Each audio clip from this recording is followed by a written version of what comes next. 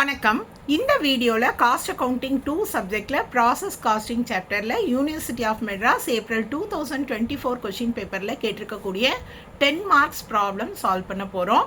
DS Reddy புக்கில் இருக்கக்கூடிய exercise number 36 same problem தான் உங்களுக்கு கொஷின் பேப்பரில் கேட்டிருக்காங்க. April 2024 cost accounting question paper question number 21 உங்களுக்கு ப்ராசஸ் காஸ்டிங் கேட்டிருக்காங்க. மெட்டீரியல்ஸ் 1000, லேபர் 5000 இன்ஃபர்மேஷன்ஸ் இருக்கா?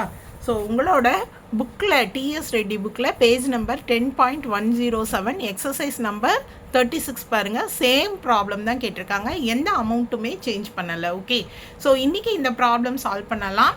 Cost accounting 2, management accounting, income tax law and practice சப்ஜெக்டில் வீடியோஸ் அப்லோட் பண்ணியிருக்கேன்.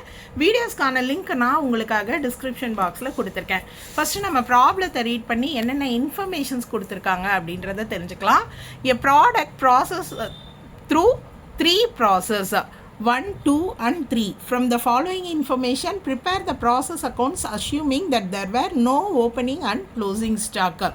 So ஒரு ப்ராடக்ட் தயாரிக்கிறதுக்கு 3 ப்ராசஸை தாண்டுது, ப்ராசஸ் 1, 2 and 3. ஸோ கொடுத்துருக்க இன்ஃபர்மேஷன்ஸை வச்சு நம்மளை ப்ராசஸ் அக்கௌண்ட் ப்ரிப்பேர் பண்ண சொல்லியிருக்காங்க. And no opening stock and closing stock அப்படின்னு சொல்லியிருக்காங்க.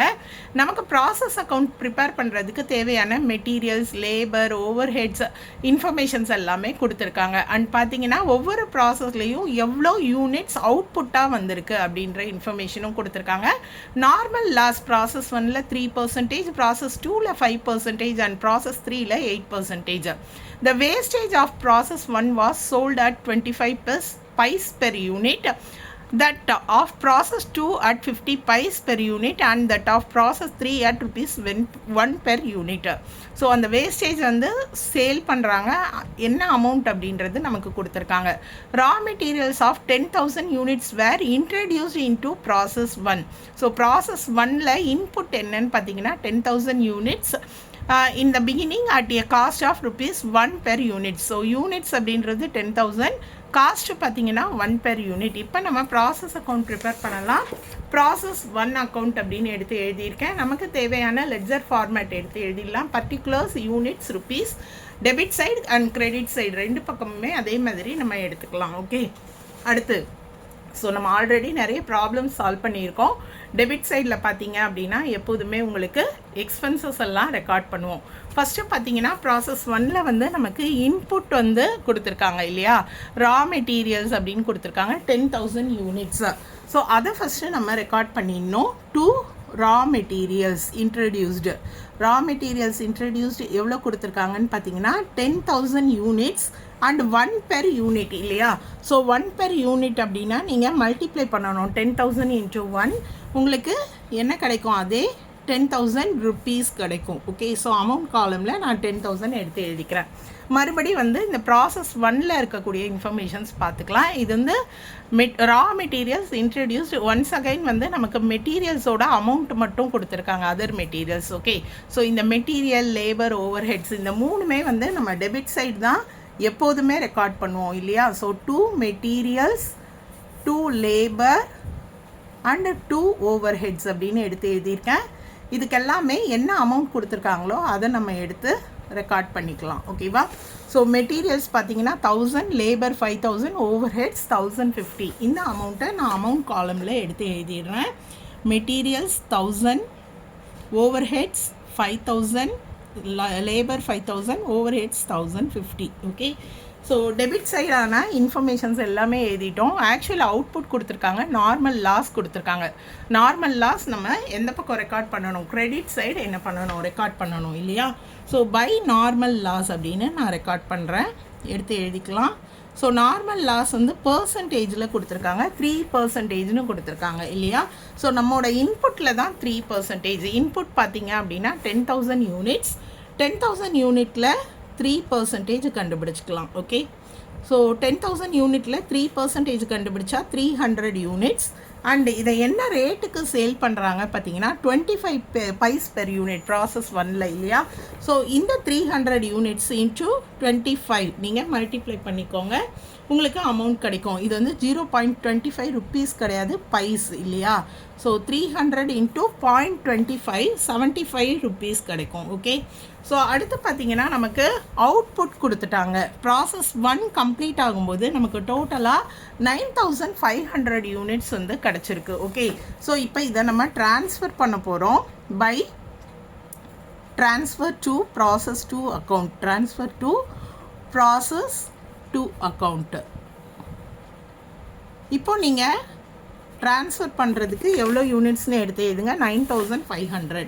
இப்போ எல்லாமே நம்ம கொடுத்துருக்க இன்ஃபர்மேஷன் ரெக்கார்ட் பண்ணிட்டோம் ப்ராசஸ் 1ல். ஸோ நம்ம செக் பண்ணலாம். ஃபஸ்ட்டு யூனிட் காலம்க்கு என்ன பேலன்ஸ் வருதுன்னு பாருங்கள். டெபிட் சைடில் நமக்கு மொத்தம் 10,000 யூனிட்ஸ் இருக்குது. கிரெடிட் சைடில் பார்த்தீங்கன்னா 9800 யூனிட்ஸ். அப்போ இங்கே ஒரு பேலன்சிங் ஃபிகர் இருக்குது யூனிட்ஸ்க்கு இல்லையா. ஸோ அந்த பேலன்சிங் ஃபிகரை நம்ம என்ன சொல்லுவோம் அப்படின்னு பார்த்தீங்கன்னா, கிரெடிட் சைடில் பேலன்சிங் ஃபிகர் அப்படின்னா அப்நார்மல் லாஸ். ஓகே, ஸோ இந்த அப்நார்மல் லாஸ்க்கு நம்ம எவ்வளோ யூனிட்ஸ்னு கண்டுபிடிச்சிட்டோம், 200 யூனிட்ஸ் பேலன்சிங் ஃபிகர். இப்போது இந்த அப்நார்மல் லாஸோட அமௌண்ட் என்ன, வேல்யூ என்ன அப்படின்றத தெரிஞ்சுக்கணும். அப்நார்மல் லாஸோட வேல்யூ கண்டுபிடிக்கிறதுக்கு உங்களுக்கு ஒரு ஃபார்முலா இருக்குது. பேஜ் நம்பர் 10.5ல் கொடுத்துருக்காங்க. நம்ம ஆல்ரெடி ப்ரீவியஸ் ப்ராப்ளம்லாம் சால்வ் பண்ணியிருக்கோம். So value of abnormal loss அப்படின்றது என்னன்னு பார்த்தீங்கன்னா, normal cost of normal output value of abnormal loss எழுதுகிறேன். நான் கண்டுபிடிக்க போகிறேன். ஃபார்முலாவை எடுத்து எழுதிடுறேன். ஸோ உங்களுக்கு கேல்குலேஷன் எப்படின்றது ஈஸியாக புரியும். Normal cost of normal output, normal output divided by normal output. நான் ஷார்ட்டாக எழுதிடுறேன், இல்லைன்னா வீடியோ லென்த் ஆகிடும் இல்லையா. ஸோ அடுத்து பார்த்தீங்க அப்படின்னா units of abnormal loss, units of abnormal loss. Okay, so இப்போ normal cost of normal output கண்டுபிடிக்கிறதுக்கு என்ன ஃபார்முலா பாருங்கள். Expenditure of the process minus scrap value of normal loss. Expenditure of the process அப்படின்னா நமக்கு இங்கே டெபிட் சைடு இருக்குது இல்லையா, இந்த டோட்டல் தான் வந்து நான் என்னது நார்மல் காஸ்ட்டுக்கு நம்ம யூஸ் பண்ணுறது expenditure of the process. So இதோட டோட்டல் பார்த்தீங்கன்னா 17,050 minus scrap value of the process. Scrap value பார்த்தீங்கன்னா 75 இல்லையா. So 17,050 minus 75 divided by normal output. Normal output அப்படின்றது பார்த்தீங்கன்னா எப்படி கண்டுபிடிக்கணும்னா, input minus normal loss. So input எவ்வளோ அப்படின்னு பார்த்தீங்கன்னா 10,000 யூனிட்ஸ் இல்லையா. ஸோ 10,000 யூனிட்ஸ் மைனஸ் நார்மல் லாஸோட யூனிட்ஸ் எவ்வளோன்னு பாருங்கள். நார்மல் லாஸ் வந்து நமக்கு 300 units. So 10,000 minus 300 into units of abnormal loss. Abnormal லாஸோட யூனிட்ஸ் நம்ம ஆல்ரெடி ஃபைண்ட் அவுட் பண்ணியிருக்கோம், 200 இல்லையா. ஸோ 200ஆல் நம்ம மல்டிப்ளை பண்ணிக்கலாம். ஸோ மல்டிப்ளை பண்ணால் நமக்கு என்ன அமௌண்ட் கிடைக்குது அப்படின்னு பார்த்தீங்கன்னா 350 ருப்பீஸ். ஸோ இந்த அப்நார்மல் லாஸில் நம்ம 350 ருப்பீஸ் அப்படின்னு எடுத்து எழுதிக்கலாம். இப்போ நம்ம பேலன்சிங் ஃபிகர் கண்டுபிடிக்கலாம். எக்ஸ்பெண்டிச்சர் சைடு டோட்டல் பார்த்தீங்கன்னா 17,050 கிடச்சிருக்கு. ஸோ பேலன்சிங் ஃபிகர் நீங்கள் கண்டுபிடிச்சிங்க அப்படின்னா உங்களுக்கு எவ்வளோ கிடைக்குது அப்படின்னு பாருங்கள், 16,625. ஓகேவா. ஸோ எப்போதுமே நம்ம என்ன பண்ணணும், அடுத்த ப்ராசஸ்க்கு போகும்போது காஸ்ட் பெர் யூனிட் என்ன அப்படின்றத கண்டுபிடிக்கணும். காஸ்ட் பெர் யூனிட் எவ்வளோ அப்படின்றத கண்டுபிடிக்கிறதுக்கு அமௌண்ட்டு டிவைடட் பை யூனிட்ஸ் இல்லையா. ஸோ அமௌண்ட் பார்த்தீங்கன்னா 16,625 divided by 9,500. Per unit cost 1.75. Process 1 account முடிச்சாச்சு. ஸோ இந்த ப்ராசஸ் 1 அக்கௌண்ட்டோட பேலன்ஸ் வந்து எங்கே ட்ரான்ஸ்ஃபர் ஆகும்னு பார்த்தீங்கன்னா நமக்கு ப்ராசஸ் 2 அக்கௌண்ட்டுக்கு ட்ரான்ஸ்ஃபர் ஆகும். ஓகே, ஸோ இப்போ நம்ம ப்ராசஸ் 2 அக்கௌண்ட் ப்ரிப்பேர் பண்ணலாம். ப்ராசஸ் 2 அக்கௌண்ட்டுக்கு பார்த்தீங்க அப்படின்னா நான் அந்த ட்ரான்ஸ்ஃபர் ஆச்சு இல்லையா, அதை வந்து டெபிட் சைடில் எடுத்து எழுதிக்கிறேன். To transfer from process 1 account, transfer from process 1 account. So இப்போ இந்த ப்ராசஸ் 1 அக்கௌண்ட்லேருந்து எவ்வளோ ட்ரான்ஸ்ஃபர் ஆகுது, 9,500 16,625. 9,500 16,625 எடுத்து எழுதியாச்சு. ஓகே, ஸோ அடுத்து நமக்கு கொஷினில் கொடுத்துருக்கக்கூடிய இன்ஃபர்மேஷன்ஸை நம்ம எடுத்து எழுதணும். ஓகே, ஸோ ஆல்ரெடி ப்ராசஸ் 1ல் ரெக்கார்ட் பண்ண மாதிரி மெட்டீரியல், லேபர், ஓவர் ஹெட்ஸ் இந்த இன்ஃபர்மேஷன்ஸை நம்ம ரெக்கார்ட் பண்ண போகிறோம். 2 மெட்டீரியல்ஸ், 2 லேபர், 2 ஓவர் ஹெட்ஸ். ஓகேவா. ஸோ எல்லா இன்ஃபர்மேஷனையும் எடுத்து எழுதியாச்சு. என்ன அமௌண்ட் அப்படின்றதையும் நம்ம எடுத்து எழுதிக்கலாம். ஸோ மெட்டீரியல்ஸ் பார்த்தீங்க அப்படின்னா நமக்கு ப்ராசஸ் 2ல் 1500, 8000, 1188. ஸோ அந்த அமௌண்ட்டை எடுத்து எழுதுகிறேன். 1500, 8000, அடுத்து பார்த்தீங்கன்னா 1188. ஓகே. ஸோ இப்போ அடுத்து நமக்கு பார்த்தீங்கன்னா ப்ராசஸ் 2ல் எவ்வளோ அவுட்புட் அண்ட் நார்மல் லாஸும் கொடுத்துருக்காங்க. எல்லா ப்ராசஸ்லேயுமே நார்மல் லாஸ் மறக்கக்கூடாது. ஸோ கிரெடிட் சைடில் பார்த்தீங்கன்னா பை நார்மல் லாஸ் அப்படின்னு எடுத்து எழுதிடுறேன். நார்மல் லாஸ் எவ்வளோன்னு பார்த்தீங்கன்னா பர்சன்டேஜில் கொடுத்துருக்காங்க 5%. ஸோ இந்த 5% 9500 யூனிட்ஸில் இருக்குது இல்லையா? இந்த 9500 யூனிட்ஸில் 5% கால்குலேட் பண்ணுங்கள். 475 யூனிட்ஸில் கிடைக்கும். அண்ட் பெர் யூனிட் எவ்வளோ அப்படின்றது ப்ராப்ளமில் கொடுத்துருக்காங்க. ப்ராசஸ் 2க்கு பார்த்தீங்கன்னா 50 பைஸ் பெர் யூனிட். ஸோ இது வந்து 0.50. ஓகேவா? ஸோ நீங்கள் மல்டிப்ளை பண்ணால் நமக்கு எவ்வளோ கிடைக்கிது நார்மல் லாஸ் அப்படின்னு பார்த்தீங்கன்னா 475 × 0.50 238 rupees. அடுத்து பார்த்தீங்கன்னா ப்ராசஸ் 2ஓட அவுட்புட் கொடுத்துருக்காங்க 9100ன்னு கொடுத்துருக்காங்க. ஓகே. ஸோ நான் இங்கே by transfer to process 3 account அப்படின்னு எழுதுகிறேன். Transfer to process 3. ப்ராசஸ் 3 அக்கௌண்ட்டுக்கு எவ்வளோ போகுது அப்படின்னு பார்த்தீங்கன்னா நமக்கு 9100 யூனிட்ஸ். இப்போ ப்ராசஸ் அக்கௌண்ட்டில் எல்லாமே ரெக்கார்ட் பண்ணியாச்சு. நம்ம டோட்டல் பண்ணலாம். பேலன்சிங் ஃபிகர் எவ்வளோன்னு கண்டுபிடிச்சிக்கலாம். டெபிட் சைட் பார்த்தீங்கன்னா 9500 யூனிட்ஸ் இருக்குது. ஆனால் பார்த்தீங்கன்னா நமக்கு கிரெடிட் சைட் 9575 இருக்குது. கிரெடிட் சைடு அதிகமாக இருக்குது இல்லையா? ஸோ கிரெடிட் சைடு அதிகமாக இருந்தால் பேலன்சிங் ஃபிகர் இந்த பக்கம் வரும். இந்த பக்கம் வராது அப்படின்னும் போது அப்நார்மல் கெயின். ஆக்சுவலி 9500 தான் வரணும், 575 வந்திருக்கு இல்லையா? ஸோ அப்நார்மல் கெயின் அப்படின்னு சொல்லுவோம். இந்த அப்நார்மல் கெயினோட யூனிட்ஸ் பார்த்தீங்கன்னா 75 யூனிட்ஸ். ஓகே. ஸோ இங்கேயுமே பார்த்தீங்க அப்படின்னா நம்ம இதே மாதிரி தான் அப்நார்மல் கெயின் எப்படின்னு கண்டுபிடிக்க போகிறோம். ஃபார்முலாவில் எந்த சேஞ்சஸும் இல்லை. ஓகேவா? வேல்யூ கண்டுபிடிக்கிறதுக்கு இதே ஃபார்முலா தான். So normal cost of normal output அப்படின்றது என்ன? Expenditure of the process minus scrap value இல்லையா? ஸோ இந்த பக்கம் எக்ஸ்பெண்டிச்சர் எவ்வளோ அதோட டோட்டலை நம்ம எடுத்து எழுதிக்கலாம். எக்ஸ்பென்சஸோட டோட்டல் பார்த்தீங்க அப்படின்னா நமக்கு 27313. ஓகேவா? Minus scrap value. Okay. Scrap value எவ்வளோ அப்படின்னு பார்த்தீங்கன்னா நமக்கு 238 இல்லையா? ஸோ 238 நம்ம வந்து அப்படியே ஃபார்முலா தான் யூஸ் பண்ணிகிட்ருக்கோம். Normal cost of normal output expenditure minus scrap value. Normal output எப்படி கண்டுபிடிக்கணும்னா இன்புட் மைனஸ் நார்மல் லாஸ். நமக்கு இந்த இதில் வந்து இன்புட் எவ்வளோன்னு பார்த்தீங்கன்னா 9500. ஓகேவா? இன்புட் மைனஸ் நார்மல் லாஸ் நம்ம ஆல்ரெடி கண்டுபிடிச்சோம் 475 யூனிட்ஸ் இல்லையா? So 475 units and value units of abnormal gain. அடுத்த ஃபார்முலாவில் யூனிட்ஸ் ஆஃப் அப்நார்மல் கெயின் எவ்வளோ அப்படின்னு பாருங்கள் 75 யூனிட்ஸ் இல்லையா? ஸோ ஃபார்முலா தான் நம்ம யூஸ் பண்ணுறோம். பேஜ் நம்பர் 10.5ல் இருக்குது. நீங்கள் கால்குலேட் பண்ணால் 225 rupees கிடைக்கும்.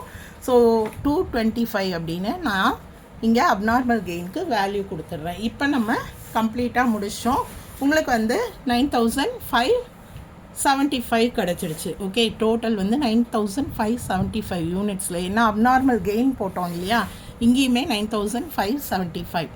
இப்போ நம்ம டோட்டல் கண்டுபிடிக்கலாம். அமௌண்ட் காலமில் டோட்டல் பார்த்தீங்கன்னா 27538, 27358. ஓகே. ஸோ இப்போ நம்ம பேலன்சிங் ஃபிகர் கண்டுபிடிக்கலாம். பேலன்சிங் ஃபிகர் பார்த்தீங்கன்னா 27358க்கு இன்னும் நமக்கு 27300 தேவைப்படுது. இதுதான் பேலன்சிங் ஃபிகர். ஸோ இந்த அமௌண்ட்டு தான் நமக்கு ப்ராசஸ் 3 அக்கௌண்ட்டுக்கு ட்ரான்ஸ்ஃபர் ஆகுது. ஒவ்வொரு ப்ராசஸும் க்ளோஸ் பண்ணும்போது நம்ம காஸ்ட் பெர் யூனிட் கண்டுபிடிக்கணும் இல்லையா? ஸோ காஸ்ட் பெர் யூனிட் எவ்வளோ அப்படின்னு பார்த்தீங்கன்னா இந்த amount divided by units 27300 divided by 9100 நீங்கள் கால்குலேட் பண்ணால் 3 rupees கிடச்சிருக்கு. ஓகேவா? ஸோ இதுதான் நம்ம காஸ்ட் பெர் யூனிட். இப்போ இந்த யூனிட்ஸும் அமௌண்ட்டும் நம்ம ப்ராசஸ் 3 அக்கௌண்ட்டுக்கு ட்ரான்ஸ்ஃபர் பண்ண போகிறோம். இங்கே கிரெடிட் சைடு இருந்தது இல்லையா? ஸோ ப்ராசஸ் 3ல் நம்ம என்ன பண்ணுவோம் அப்படின்னு பார்த்தீங்கன்னா டெபிட் சைடில் ரெக்கார்ட் பண்ணுவோம். டு ட்ரான்ஸ்ஃபர் ஃப்ரம் எங்கேருந்து ட்ரான்ஸ்ஃபர் ஆகிருக்கு நமக்கு ப்ராசஸ் 2லேருந்து ட்ரான்ஸ்ஃபர் ஆகிருக்கு இல்லையா? So transfer from process 2 account எவ்வளோ யூனிட்ஸ் அப்படின்னு பாருங்கள். யூனிட்ஸ் பார்த்தீங்கன்னா 9100 யூனிட்ஸ் அண்ட் அமௌண்ட்டு பார்த்தீங்கன்னா 27300 யூனிட்ஸ். 9,100 27,300 எடுத்து எழுதியாச்சு. இப்போ நம்ம கொஷினை ரெஃபர் பண்ணலாம். கொஷினில் பார்த்தீங்க அப்படின்னா நமக்கு ப்ராசஸ் 3யோட மெட்டீரியல் லேபர் ஓவர் ஹெட்ஸ் கொடுத்துருக்காங்க. மெட்டீரியல்ஸ் எக்ஸ்பெண்டிச்சர் சைடு தான் எழுதணும் இல்லையா. 2 materials labour overheads. Okay, and என்ன அமௌண்ட் கொடுத்துருக்காங்களோ அதை நம்ம அப்படியே எடுத்து எழுதிக்கலாம். ப்ராசஸ் 3க்கு பார்த்தீங்கன்னா 500, 6,500, 2,009 இந்த அமௌண்ட் தான் கொடுத்துருக்காங்க ப்ராசஸ் 3க்கு. ஓகேவா, எடுத்து எழுதியாச்சு. அடுத்து நம்ம என்ன பண்ண போகிறோம் அப்படின்னு பார்த்தீங்கன்னா normal loss credit side record பண்ணணும். பை நார்மல் லாஸை ஸோ எவ்வளோ பர்சன்டேஜ் கொடுத்துருக்காங்க அப்படின்னு பாருங்கள். 8% கொடுத்துருக்காங்க. ஸோ இன்புட்டில் 8%, 9,100ல் 8% தான் நமக்கு யூனிட்ஸ் இல்லையா. ஸோ நீங்கள் கேல்குலேட் பண்ணால் 728 யூனிட்ஸ் கிடைக்கும். அண்ட் இதை என்ன ரேட்டுக்கு சேல் பண்ணுறாங்க அப்படின்னு பாருங்கள். ப்ராசஸ் 3ல் 1 per யூனிட். ஸோ 728 தான் இன்ட்டு 1 rupees அப்படின்னா என்ன வரும்? 728 தான் வரும். அடுத்து ஃபினிஷ்டு ஸ்டாக்கு ஃபைனலாக ப்ராசஸில் 8,100 யூனிட்ஸ் இருக்குது. ஓகேவா, இப்போ ப்ராசஸ் 3ல் போடும்போது நம்ம பை ஃபினிஷ்டு ஸ்டாக் அப்படின்னு எடுத்து எழுதுவோம். எவ்வளோ யூனிட்ஸ் பார்த்தீங்கன்னா 8,100 யூனிட்ஸ்.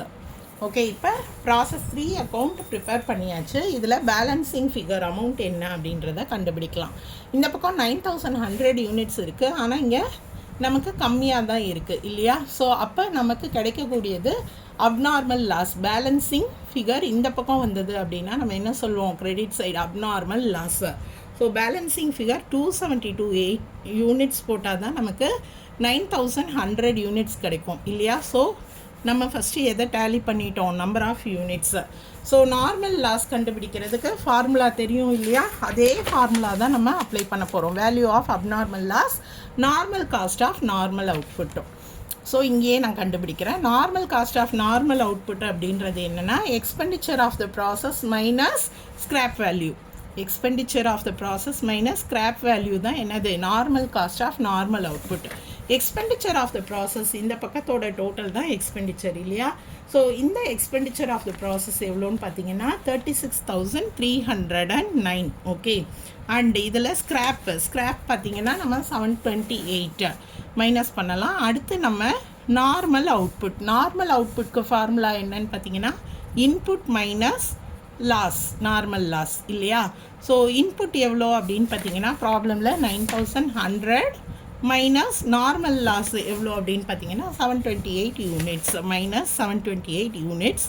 அண்ட் அப்நார்மல் லாஸோட யூனிட்ஸ் பார்த்தீங்கன்னா 272. ஓகே, ஸோ நீங்கள் கேல்குலேட் பண்ணீங்க அப்படின்னா உங்களுக்கு 1,156 கிடைக்குது. நான் அப்நார்மல் லாஸில் அந்த அமௌண்ட்டை எடுத்து எழுதிக்கிறேன் 1,156. ஓகே, இப்போ எல்லாமே நம்ம கம்ப்ளீட் பண்ணிட்டோம். ஃபினிஷர் ஸ்டாக்கோட வேல்யூ என்ன? பேலன்சிங் ஃபிகர் தான் இல்லையா. ஸோ இந்த எக்ஸ்பெண்டிச்சரோட டோட்டல் நமக்கு 36,309 கிடச்சது இல்லையா. நம்ம பேலன்சிங் ஃபிகர் கண்டுபிடிச்சா நமக்கு 34,425. ஓகேவா, இதுதான் ஃபினிஷ்டு ஸ்டாக்கோட வேல்யூ. இப்போ நம்ம காஸ்ட் பெர் யூனிட் கண்டுபிடிக்கணும். காஸ்ட் பெர் யூனிட் எப்படி கண்டுபிடிக்கணும்? Amount divided by number of units. 34,425 divided by 8,100 பார்த்தீங்கன்னா 4 rupees 25 கிடைக்கும். இதுதான் cost per unit. Process account prepare பண்ணுறது ரொம்பவே ஈஸி. நீங்கள் ஒரு 3 problem previous videos question paper ப்ராப்ளமும் பார்த்தீங்கன்னா தெரியும். இந்த பக்கம் நம்ம ரெகுலராக மெட்டீரியல் லேபர் ஓவர் ஹெட்ஸ் தான் ரெக்கார்ட் பண்ணுவோம். நார்மல் லாஸ் இந்த பக்கம் வரும். கடைசியாக அந்த பேலன்சிங் ஃபிகர் வச்சு நீங்கள் அப்நார்மல் லாஸாக கெயினா அப்படின்றத கண்டுபிடிச்சிடணும். ஓகேவா. ஸோ கண்டிப்பாக எக்ஸாமில் ப்ராசஸ் காஸ்டிங் ப்ராப்ளம் வந்தால் மிஸ் பண்ணாமல் அட்டன் பண்ணுங்கள். டவுட்ஸ் ஏதாவது இருந்தால் கமெண்ட் செக்ஷனில் கேளுங்க. நன்றி.